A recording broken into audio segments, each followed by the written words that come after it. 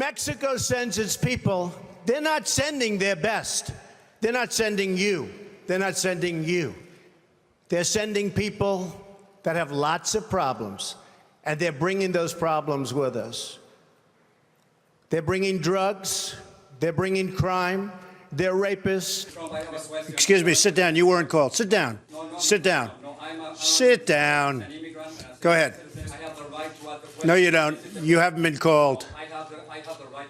Go back to Univision. Go ahead. You cannot deport 11 million. Go ahead. You cannot deport 11 million people. You cannot build a 1900 wall. You cannot deny citizenship to children in this Sit country. down, please. Those ideas, You weren't called. I'm a reporter and don't touch me, sir. Don't touch Go. me, sir. You cannot touch me. I have the right to ask a question. I have the right to ask a question. Yes, go ahead. That's Jorge Ramos Hi, of Jim, Univision. yes. He's being escorted out of the room. It's not about you. It's not about Get out of my country. Get out. This is not about you. I'm a U.S. citizen too. Well, whatever. No, Univision. No, it's not about you. It's not about you. It's about the United States. The tape shows that Mr. Trump looked over to the security guard before the guard came over to you. Do you think he was directing the security guard to take you out? It is very clear with his body language that he was giving orders. And I did wait for my turn. You know how it is in those press conferences? Two reporters before me asked a question, and then I said, I have a question on immigration. He didn't say anything. I stood up. I started my question. He didn't like my question, and when he didn't like my question, then he motioned so the one security guard would come where I was, and then threw me out. Donald Trump facing new criticism for something he did on the campaign trail last night in South Carolina while defending his debunked claim that he saw thousands of Muslims celebrate the collapse of the Twin Towers here in New York. He appeared to mock a reporter with a disability. Take a look. Written by a nice reporter. Now the poor guy, you got to see this guy. Oh, I don't know what I said. I don't remember. He's going like, I don't remember. Oh, maybe that's what I said. This is 14 years ago. They didn't do a retraction. That reporter he is talking about is Serge Kovaleski, who now works for the New York Times. As you can see right there, he suffers from a chronic condition that impairs movement of his arms. A Times spokesman says they find it outrageous that Trump would ridicule the man's appearance. Donald J. Trump is calling for a total and complete shutdown of Muslims entering the United States until our country's representatives can figure out what the hell is going on.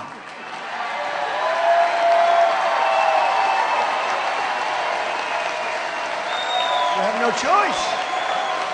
We have no choice. These are people who only believe in jihad. They don't want our system. They don't want our system. And have no sense of reason or respect for human life. They have no respect for human life.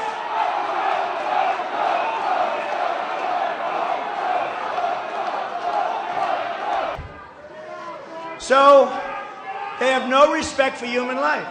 So we have to do something. Now, the race for the White House, Donald Trump infuriating so many tonight, this time taking on a new target, John McCain. Trump saying the Vietnam vet is no war hero. The reaction immediate and fierce. Nearly every single Republican in the race pouncing, one demanding Trump drop out. But so far, Trump is not backing down. ABC's Ron Claiborne starts us off tonight with this political firestorm.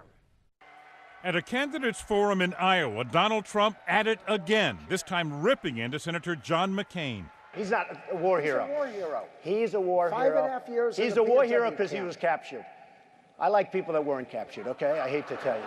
Now Trump's attack on McCain, his party's 2008 nominee, and a Vietnam veteran who spent more than 5 years in a POW camp, has given them an opening to go after him. Donald Trump owes every American veteran, and in particular John McCain, an apology. yeah, go ahead. As you know, 53,000 Hispanics turn 18 years of age in the country every month. Born in the United States at voting age, 54 million plus Hispanics. Right. Many feel that what you said when you said that the people across the border are rapists and murderers. No. We're talking about illegal immigration, and everybody understands it. And you know what? That's a typical case. Wait. That's a typical case of the press with misinterpretation. They take a half a sentence. They take a half a sentence. By the way, they take a half a sentence and they take a quarter of a sentence. They put it all together. It's a typical thing.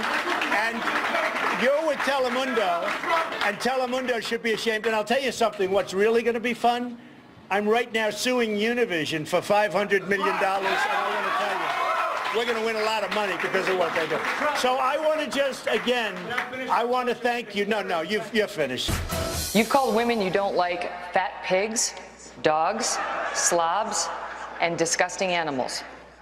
Your Twitter account... Only Rosie several... O'Donnell. For the record, it was well beyond Rosie O'Donnell. Yes, I'm sure. Certainly, I don't have a lot of respect for Megyn Kelly. She's a lightweight. And, she came out there reading her little script and trying to, be tough and be sharp. And when you meet her, you realize she's not very tough and she's not very sharp. She's Zippo. Well, let's talk about Megyn Kelly because you brought her up. She did push you, pushed a lot of people. But what is it with you and Megyn Kelly? Well, I just don't respect her as a journalist. I have no respect for her. I don't think she's very good. I think she's highly overrated. She gets out and she starts asking me all sorts of ridiculous questions. And, you could see there was blood coming out of her eyes, blood coming out of her wherever. But she was, in my opinion, she was off base. And by the way, not in my opinion, in the opinion of hundreds of thousands of people on Twitter, because it has been a brutal day. In one way, a great day for Fox, and another day in the Twitter sphere, it's been very bad because she's been very badly criticized. Let's take a look she's a lightweight. I couldn't care less about her. In fact, you're competing against her, and I'm doing your show. That's interesting. You have been tweeting and you've been retweeting some pretty harsh language, Mr. Trump. So let's go through some of them. You said, wow, Ed Megyn Kelly really bombed tonight. People are going wild on Twitter. Funny to watch. Then you retweeted someone who wrote, Fox viewers give low marks to Bimbo at Megyn Kelly. Will consider other programs. And then one of your top aides retweeted this, Mr. Trump, boycotting Megyn Kelly at Real Donald Trump. We can gut her. A lot of people are wondering about this language when it comes to women. Do you worry that that kind of talk might drive some women voters away? But how about we do this with CNN? I won't do the debate unless they pay me $5 million, all of which money goes to the wounded warriors or go to vets. Seriously. I would love to do it.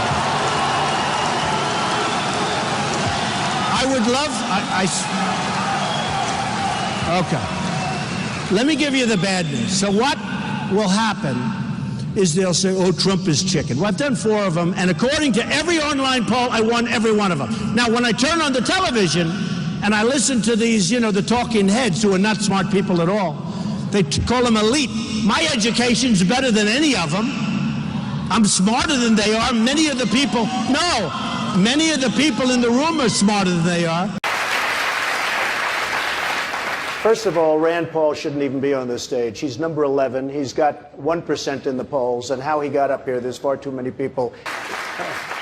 I kind of have to laugh when I think, sounds like a non sequitur. He was asked whether or not he would be capable and it would be in good hands to be in charge of the nuclear weapons, and all of a sudden there's a sideways attack at me. I think that really goes to the judgment. Do we want someone with that kind of character, that kind of careless language, to be negotiating with Putin? Do we want someone like that to be negotiating with Iran? I think really there's a sophomoric quality that is entertaining about Mr. Trump, but I am worried. I'm very concerned about having him in charge of the nuclear weapons, because I think his response, his visceral response to attack people on their appearance, short, tall, fat, ugly, my goodness, that happened in junior high. Are we not way above that? And would we not all be worried to have someone like that in charge of the nuclear arsenal? Mr. Trump. I never attacked him on his look, and believe me, there's plenty of subject matter right there. That I can tell you. But Jake, I want to